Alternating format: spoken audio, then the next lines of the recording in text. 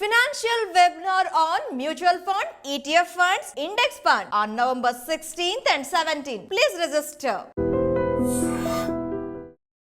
Hi hello నమస్తే welcome back to iDream media. ఈరోజు మనతో ఉన్నారు సర్టిఫైడ్ ఫైనాన్షియల్ ప్లానర్ అయిన మాధవిరెడ్డి గారు. మ్యామ్తో మాట్లాడదాం.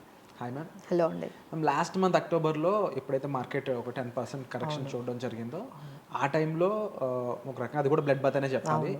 బట్ అగైన్ మనం మ్యూచువల్ ఫండ్స్లో కాస్త సేఫ్ సైడ్ చూస్తూ ఉంటాం. బట్ అలాంటి మ్యూచువల్ ఫండ్స్లో సైతం ఎలాంటి ఫండ్స్ అనేవి కరెక్ట్ అవ్వడం జరిగింది, ఏవి అంత రిస్క్ ఇబ్బంది లేకుండా కాస్త సేఫ్గా ఉన్న ఫండ్స్ ఏమో ఉన్నాయి? డెఫినెట్లీ అండి. ఎందుకంటే చాలామంది కొత్తగా వచ్చారు. ఈ లాస్ట్ 2-3 ఇయర్స్ నుంచి చూసుకుంటే ఫ్రెష్గా చాలామంది ఇన్వెస్టర్స్ మార్కెట్లోకి వచ్చారు. అంటే 2020 నుంచి స్టార్ట్ చేస్తే ఈ 3 ఇయర్స్ చాలా పెద్ద నెంబర్ పెరుగుతుందండి. అంటే ఈ 3 ఇయర్స్ నుంచి కొంచెం వచ్చారు. సో వీళ్ళందరికీ ఈ కరెక్షన్ అనేది చాలా కొత్తగా ఉంది. So for them it is really shocking. ఎందుకంటే వాళ్ళు ఎక్స్పెక్ట్ చేసింది లాస్ట్ 2 మంత్స్ నుంచి 2 ఇయర్స్ నుంచి ఇలా మార్కెట్లో ఇలా పెట్టగానే వాళ్ళకి 5% పెరగడము, 10%, అసలు కొన్ని స్కీమ్స్ అయితే 50% కూడా పెరిగాయి. సో ఈ రిటర్న్స్ చూసిన వాళ్ళకి ఒక్కసారిగా ఈ కరెక్షన్ ఫస్ట్ టైం వచ్చే వాళ్ళందరికీ కూడా ఎలా హ్యాండిల్ చేయాలి ఏంటి అనేది అయితే అర్థం కాదండి. సో ఒక్కసారి మనం చూసుకున్నట్లయితే mutual funds compare to direct stocks, so మీరు అన్నట్టుగా నిఫ్టీ అనేది 10% కరెక్ట్ అయింది. బట్ మ్యూచువల్ ఫండ్స్ కొంచెం బెటర్ అండి. 82% మ్యూచువల్ ఫండ్స్ అన్నీ కూడా చాలా అంటే మార్కెట్ కన్నా తక్కువ కరెక్ట్ అయ్యాయి. That's what we do recommend people go with the mutual funds than direct stocks. డైరెక్ట్గా మీకు 10% ఎఫెక్ట్ ఉంటే ఇక్కడ ఉన్న మన మ్యూచువల్ ఫండ్స్ అన్నీ కూడా 6%, 8% మాత్రమే ఈ అక్టోబర్ ఫాల్లో మనకి కరెక్ట్ అయ్యాయండి. బట్ అందులో కూడా అసలు మొత్తం ఈక్విటీలో 22 స్కీమ్స్ ఉంటాయి. 22 టైప్స్ ఆఫ్ ఈక్విటీలోనే కేటగిరీస్ ఉంటాయి. Like mid cap, small cap, focused funds, value funds, ఇలాంటివి చాలా. సో అందులో ఏవి ఎక్కువ కరెక్ట్ అయ్యాయి అనేది మనం మాట్లాడుకుంటే sector funds are very risky అండి. మేము ఎప్పటి నుంచో చెప్తాము. మా దగ్గరకు వచ్చిన క్లయింట్స్ అందరి దగ్గర కూడా సెక్టార్ ఫండ్స్ చాలా ఉంటాయి. ఇన్ఫ్రా ఫండ్ అని, లేకపోతే మనకి పిఎస్యు ఫండ్ అని, ఇలా చాలా ఒక సెక్టార్కి సంబంధించిన ఫండ్స్లోనే మొత్తం అమౌంట్ అంతా పెట్టేస్తూ ఉంటారు. అవి ఎక్కువగా కరెక్ట్ అయ్యాయండి. సో సెక్టార్ ఫండ్స్లో మనకి ఆటో బాగా కరెక్ట్ అయిందండి. ఆటోమొబైల్ సెక్టార్ ఫండ్ ఏదైతే ఉందో 12%, కన్సంప్షన్ ఫండ్ 8%, పిఎస్యు అయితే fund 7%, MNC 6%, thematic funds 6%, infra especially చాలామంది ఇన్ఫ్రా ఫండ్స్లో పెట్టారు.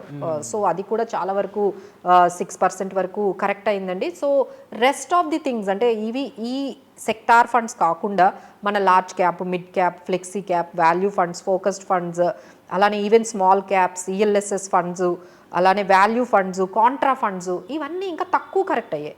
సో ఫస్ట్ మనం కంపేర్ చేసుకుంటే మార్కెట్ కన్నా కంపేర్ చేసుకుంటే మ్యూచువల్ ఫండ్స్ తక్కువ కరెక్ట్ అయ్యాయి. అందులో సెక్టార్ ఫండ్స్ ఎక్కువ కరెక్ట్ అయ్యాయి. ఇప్పుడు ఏవైతే మనం చెప్పుకున్నామో లార్జ్, మిడ్ క్యాప్, స్మాల్, ఇవన్నీ కూడా ఓన్లీ 5% కరెక్ట్ అయ్యాయి. సో ఇప్పుడు మనకు అర్థమవుతుంది ఏంటంటే sector funds are more risky.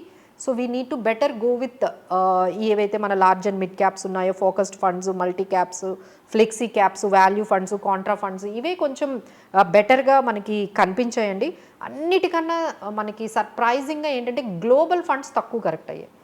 అంటే చాలామంది ఏంటంటే డైవర్సిఫికేషన్ చేస్తారు. మీకు కూడా అనిపించవచ్చు, నాకు కూడా అనిపించవచ్చు, మనం యూఎస్ మార్కెట్లో పెట్టొచ్చా? ఎందుకంటే ఇప్పుడు US markets are fetching up, growing అవుతున్నాయి. ఇప్పుడు నేను కూడా యూఎస్ మార్కెట్స్లో పెట్టొచ్చు అంటే డెఫినెట్లీ ఎస్ అండి. మనం త్రూ మ్యూచువల్ ఫండ్స్ ద్వారా గ్లోబల్ ఫండ్స్లో పెట్టొచ్చు. చాలా స్కీమ్స్ మార్కెట్లో అవైలబుల్గా ఉన్నాయి. ఇక్కడ నేను మీకు కొన్ని స్కీమ్స్ చెప్తాను. Mirae Asset NYSE funds, ICICI Pru Nasdaq fund, Franklin US Opportunities fund, SBI International US Equity fund, Edelweiss US value fund, Kotak Nasdaq fund, ఇవన్నీ ఏంటంటే మీరు పెట్టిన అమౌంట్ని వాళ్ళు యూఎస్ స్టాక్స్లో పెడతారు, ఇండెక్స్లో పెడుతూ ఉంటారనమాట. సో మీరు డైవర్సిఫై చేసుకోవాలి అంటే ఇలా గ్లోబల్ ఫండ్స్లో పెట్టుకున్నప్పుడు మన ఇండియన్ మార్కెట్ కన్నా మొన్న కంపేర్ చేసుకుంటే జస్ట్ 1% కరెక్ట్ అయ్యాయి. So this is like eye opener అండి. ఎవరైతే కొత్తగా మార్కెట్లోకి వచ్చారో ఒకసారి ఇవన్నీ కూడా మీరు ఆలోచించుకున్నట్లయితే ఏది రిస్కీ ఫండ్, ఎలాంటి ఫండ్లో ఉండాలి అనేది అయితే మీరు గమనించాలండి. సో ఫైనల్గా మేము చెప్పేది ఏంటంటే డైవర్సిఫై చేసుకోవాలి. బట్ ఎందులో ఎంత పర్సంటేజ్, ఏ స్కీమ్లో, ఏ కేటగిరీలో, ఈక్విటీ కేటగిరీలో ఎంత పర్సంటేజ్ ఉండాలి అనేది ఇప్పుడు మనం చెప్పిన ఈ రిస్కీ అంటే right from sector funds are more risky.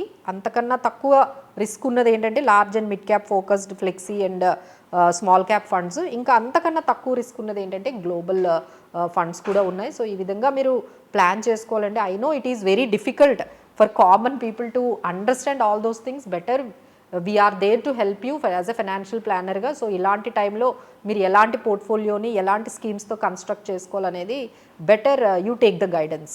And ముఖ్యంగా గ్లోబల్ ఫండ్స్ మాత్రం ఎందుకంత స్టేబుల్గా ఉండడానికి గల కారణాలు ఏమై ఉంటాయంటే, సో అక్కడ అంత వాల్టిలిటీ ఉండదండి.